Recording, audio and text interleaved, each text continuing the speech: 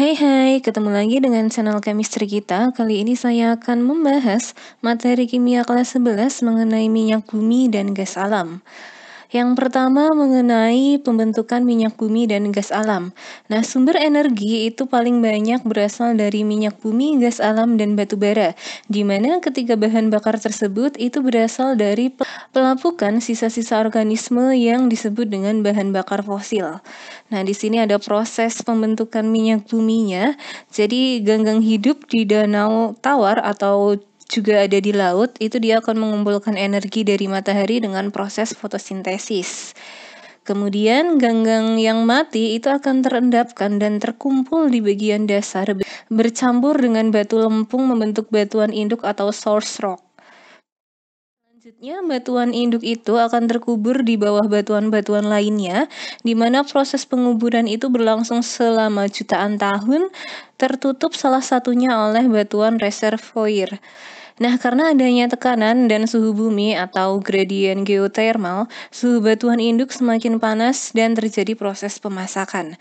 Kemudian, source rock tersebut, dalam hal ini karbon, itu akan terkena panas dan bereaksi dengan hidrogen membentuk hidrokarbon yang terdiri dari atom C dan atom H. Nah, minyak ini kan termasuk ke dalam suatu hidrokarbon, itu nanti akan bermigrasi dari batuan induk dan terperangkap dalam suatu jebakan, sehingga nanti akan menghasilkan minyak mentah ya. Atau bisa juga berasal dari fosil-fosil hewan dan tumbuhan kecil yang hidup di laut dan dia tertimbun oleh pasir dan lumpur selama ribuan bahkan jutaan tahun. Nah, setelah ribuan tahun tertimbun, akibat pengaruh tekanan dan suhu bumi yang tinggi, maka lapisan-lapisan lumpur dan pasir itu berubah menjadi batuan. Nah, karena adanya tekanan dan panas bumi, fosil hewan dan tumbuhan yang terjebak di dalam batuan tersebut nanti secara perlahan akan berubah menjadi minyak mentah dan gas alam.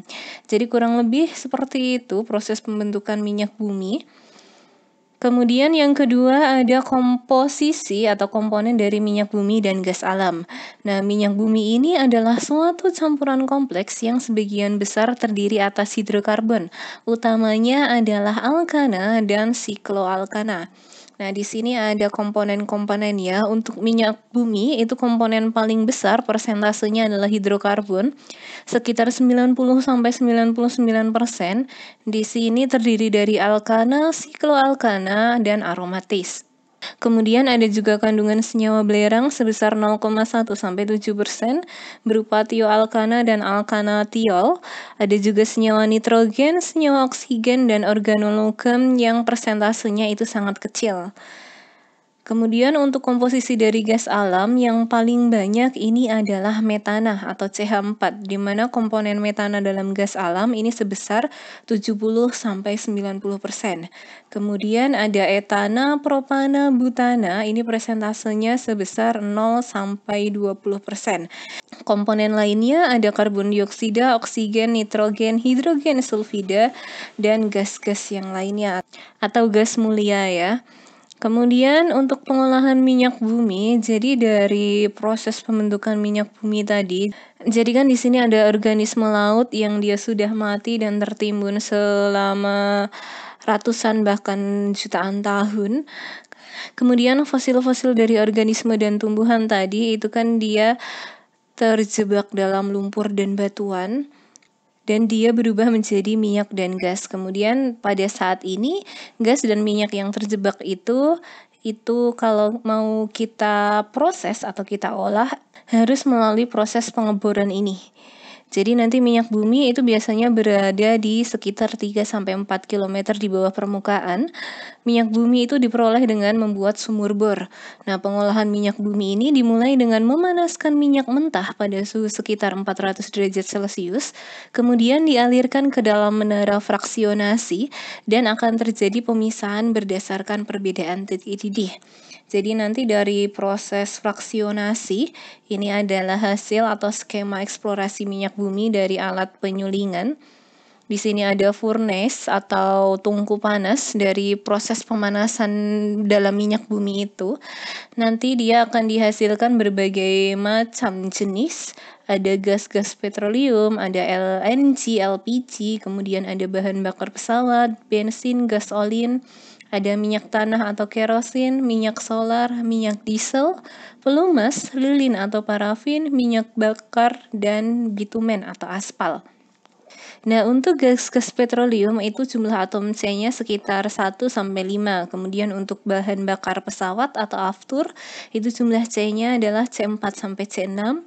Bensin atau gasolin itu C5-C12 hingga yang dia dalam proses pemanasan untuk suhu paling tinggi, dalam hal ini residu juga berada di suhu paling tinggi yang ini. Dia sama dengan aspal berada di paling bawah ini, itu memiliki jumlah atom C 25 atau lebih. Yang keempat ada bensin, petrol atau gasolin. Nah, fraksi bensin ini berasal dari penyulingan yang memiliki bilangan oktan yang rendah. Jadi ini tadi hasil-hasil fraksinasi minyak bumi. Nah, di mana untuk gas yang memiliki jumlah atom C1-C5 itu titik didihnya berada di suhu negatif 160 sampai dengan 30 derajat Celcius. Ini kegunaannya bisa untuk bahan bakar atau LPG dan sumber hidrogen. Sedangkan petroleum ether itu titik didihnya 30 sampai 90. Ini kegunaannya untuk pelarut atau dry cleaning. Bensin atau gasolin ini titik didihnya 30-200 derajat Celcius, digunakan sebagai bahan bakar kendaraan atau bahan bakar motor. Untuk kerosin, minyak diesel atau solar ini titik didihnya berada di suhu 180-400 derajat Celcius. Ini digunakan sebagai bahan bakar mesin diesel, bahan bakar industri, dan untuk cracking. Untuk minyak pelumas dengan jumlah C16 ke atas, ini didihnya adalah 350 ke atas. Parafin atau lilin ini merupakan suatu zat padat dengan titik cair rendah. Digunakan sebagai lilin itu tadi ya, dan aspal. Di sini juga ada residu nanti. Itu dia kegunaannya sebagai bahan bakar dan untuk pelapis jalan raya. Kemudian nafta, nah fraksi ringan dari minyak bumi untuk jumlah atom C5-C12 ini sering difraksionasi lagi menjadi fraksi-fraksi yang lebih sempit. Salah satunya adalah nafta yang mengandung C6-C10, di mana nafta ini merupakan bahan baku berbagai industri seperti plastik, serat sintesis, nilon, karet sintesis, pestisida, deterjen, obat-obat, kosmetik, dan sebagai pelarut. Kemudian ada gas alam, tadi seperti yang sudah saya jelaskan sebelumnya, gas alam ini sebagian besar atau presentasi tertingginya itu adalah metana.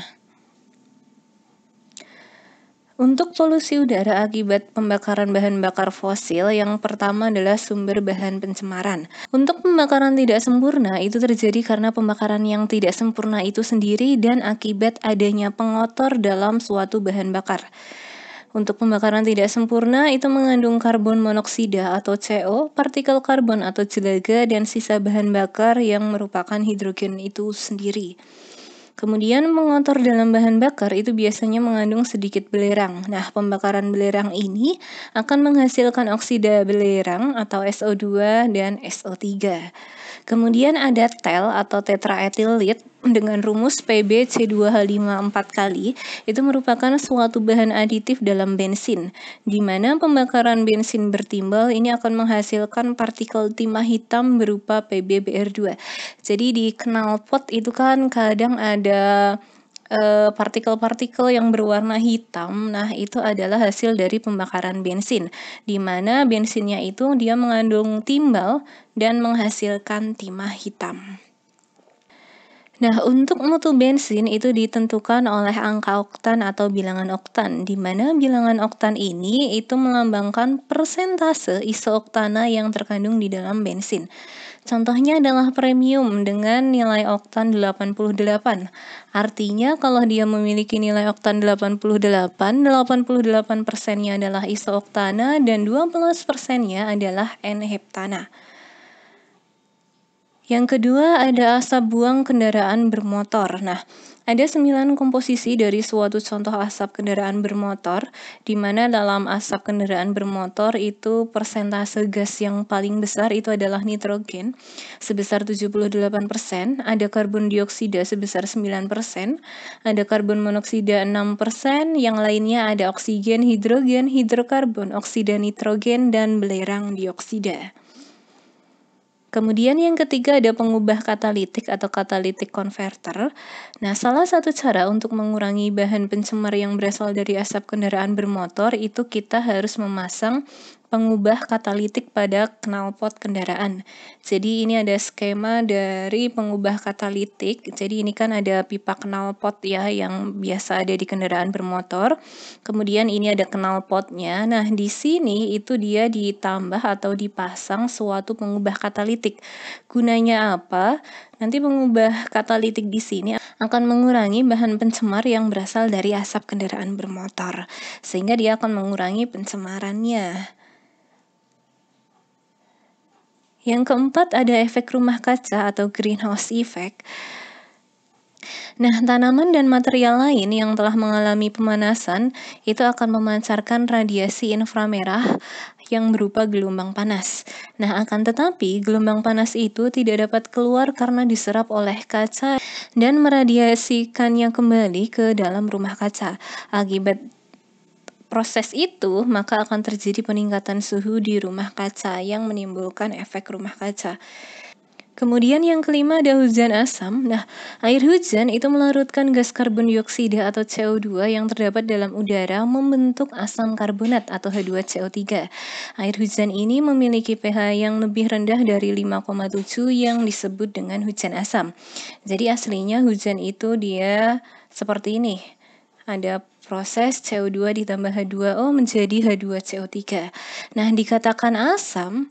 Nah, karena di dalam hujannya itu dia ada kandungan SOX dan NOX, di mana SOX ini bisa berupa SO2 atau SO3 yang bereaksi dengan air membentuk asam sulfit dan asam sulfat, atau NO2 yang bereaksi dengan air membentuk asam nitrat dan asam nitrit. Nah, cara-cara menangani hujan asam, yang pertama kita bisa menetralkan asamnya, kemudian mengurangi emisi SO2 dan mengurangi emisi oksida nitrogen. Oke, cukup sekian untuk penjelasan dari minyak bumi dan gas alam. Apabila ada yang mau ditanyakan, silahkan ditanyakan. See you.